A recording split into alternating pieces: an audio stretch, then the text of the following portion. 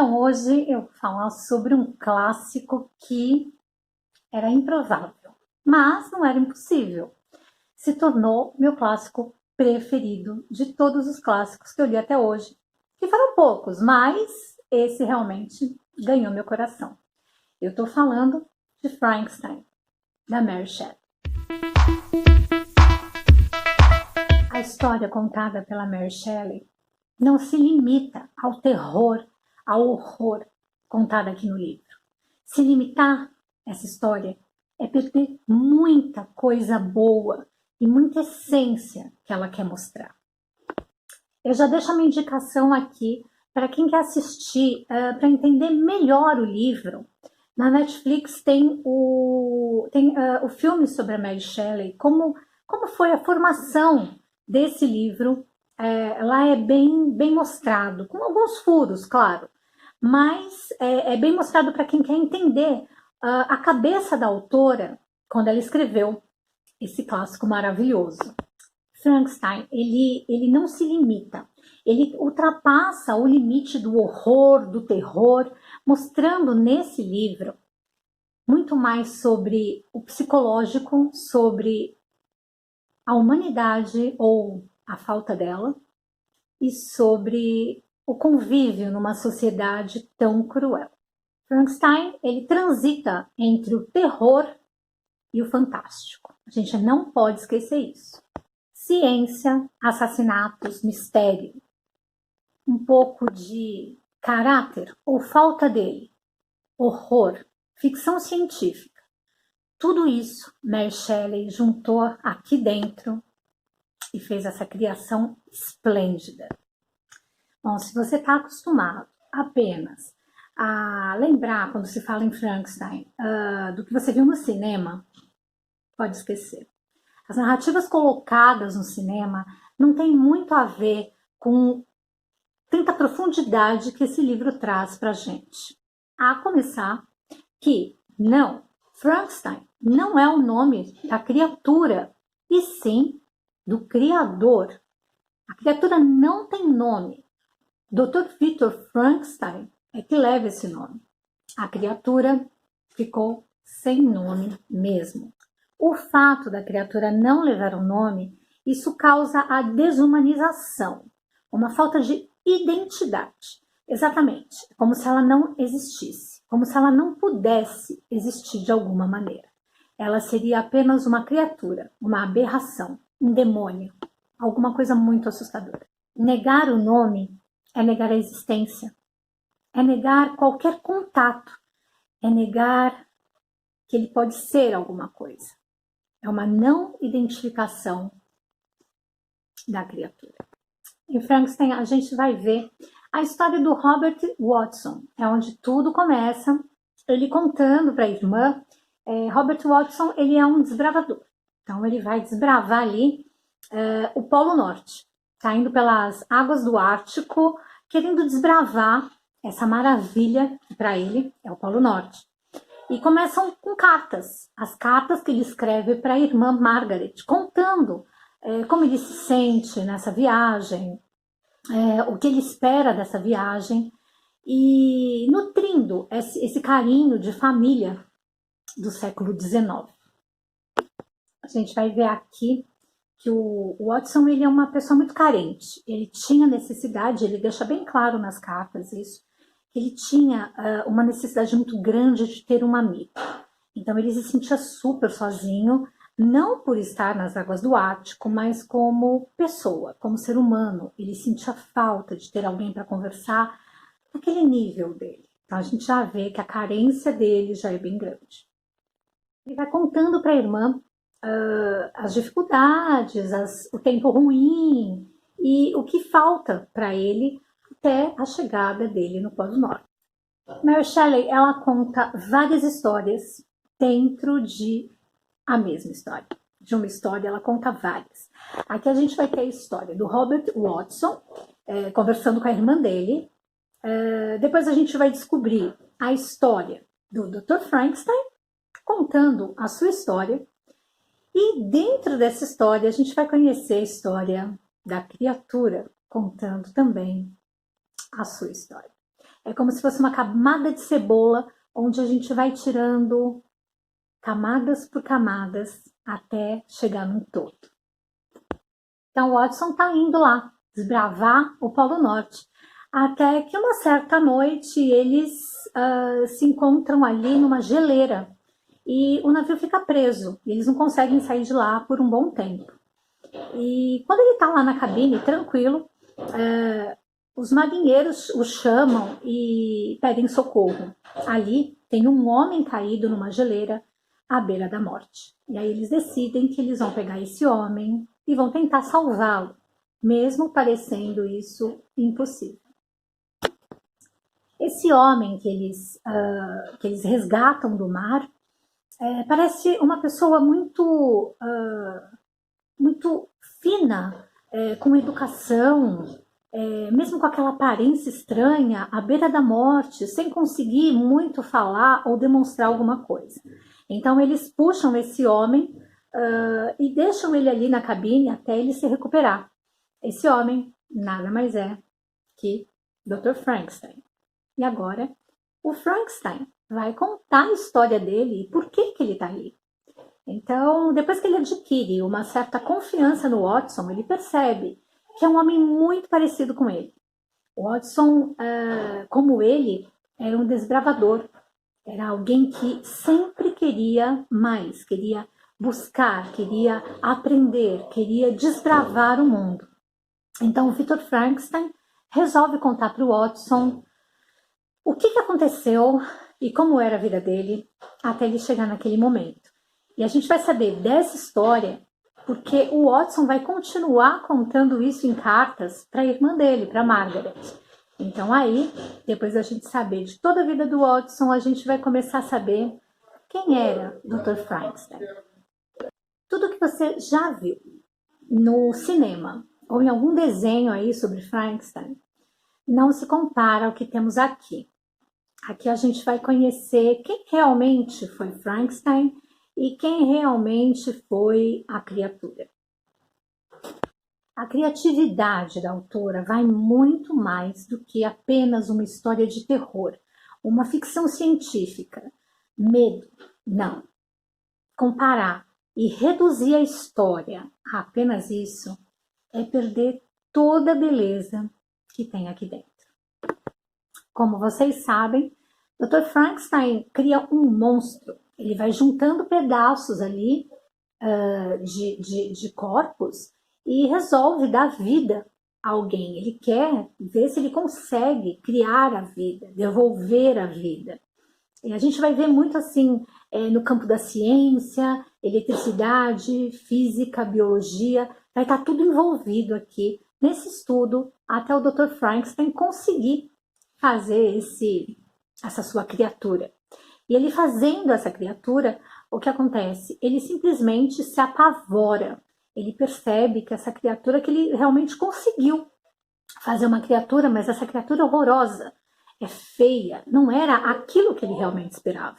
Então, quando ele vê o que ele criou, ele simplesmente foge. Ele não aceita a criatura que ele fez. Ele se arrepende mortalmente. Aqui no livro, quando a gente ouve, quando a gente ouve falar ou quando a gente lê sobre filosofia natural, na verdade aqui a gente está ouvindo dizer sobre física, biologia, elixires, que naquela época tinha um pouco dessa magia, sabe? Dessa coisa de bruxaria, porque eles não tinham um nome para aquilo. Envolvia tudo que você pensar, entre física, biologia, ciências, astrologia, astronomia, mexia tudo com aquilo, inclusive os elixires também, que eles deram a vida ao Frankenstein. O que a gente vê aqui, gente, é assim, a criatura ela não é aceita na sociedade. Aqui a gente vai ver também a não aceitação, uma aberração, alguma coisa que assim, todos que conseguiram ver o monstro, a criatura, o demônio, enfim, o nome que vocês queiram dar, todos eles foram meio que inspirados, assim, eles tinham aquela coisa de querer partir para a violência. Eles não aceitavam. independente dessa criatura se mostrar uma boa criatura. Sim, a criatura aqui, no final, a gente se pergunta o que realmente é um monstro. É o criador ou é a criatura? Sim, porque a criatura, ela aprende a ler, ela fala muito melhor do que o seu criador, ela pensa, ela é um ser pensante, ela aprende, ela inclusive tem caráter, coração e sentimentos. E ela quer demonstrar isso para todo mundo. Só que aqui a gente vê que devido à sua aparência, todo mundo se nega a conhecê-la. Inclusive, devido à aparência, o seu criador não a aceita. E por isso ele tem que sofrer as devidas consequências disso. Não que o monstro não tenha tentado conversar com ele, não tenha pedido um socorro, não tenha implorado para que ele seja aceito. Mas ele sabia, a própria criatura sabia que ele não ia ser aceito. Devido à sua aparência, devido à sociedade, uma sociedade cruel, uma sociedade que não estava ali para aceitá-lo, estava ali para esculachá-lo. E com essa consciência, o monstro chega para o seu criador numa determinada altura do livro e fala para ele: olha, deixa eu sumir, eu sumo daqui, você só me faz um favor, que eu não vou contar para vocês saberem da história, mas o horror do Dr. Frankenstein em relação à sua criatura era tão grande que a irresponsabilidade, a falta de caráter, o egoísmo e o medo, mesmo o monstro mostrando que ele não precisava ter medo, fizeram com que Dr. Frankenstein o ignorasse, quisesse matá-lo, acabar com ele. E aí a gente vê um pouquinho nessa história toda quem que realmente é o monstro de tudo isso. É um livro que a gente pensa na sociedade como um todo, na maldade, na falta de caráter. Aqui a criatura ela é dotada de inteligência, de personalidade, de caráter, de sentimento. A linguagem dele vai além, ele fala melhor que o seu próprio criador. Aqui nesse livro a gente consegue deixar muito claro, perceber o quanto é medonho o Dr. Victor Frankenstein. E a gente começa a ter empatia, simpatia e carinho pela criatura. Esse livro não é sobre a criação de um monstro. Na verdade, esse livro é sobre a desconstrução de uma vida. Por erros, por culpa e por falta de responsabilidade. Na verdade, Victor Frankenstein, ele não é um cientista maluco, obcecado.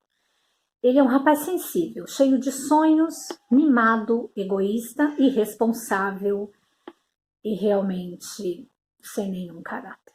O que a gente aprende aqui é que muitas vezes não é a aparência que nos deixa longe da nossa felicidade, e sim como a sociedade nos vê. A percepção de não conseguir viver as coisas pequenas e olhar os pequenos prazeres da vida com a sua beleza. Na verdade, o que a gente aprende aqui é que todos nós temos uns monstros guardados ali, onde a gente encaixota eles e não quer mostrar para ninguém. Mas que muitas vezes esse monstro que a gente guarda com tanto cuidado, é isso que faz a beleza da nossa vida. É isso que faz a gente acordar para uma realidade, para as pessoas nos enxergarem. A não aceitação é algo que mexe com a gente.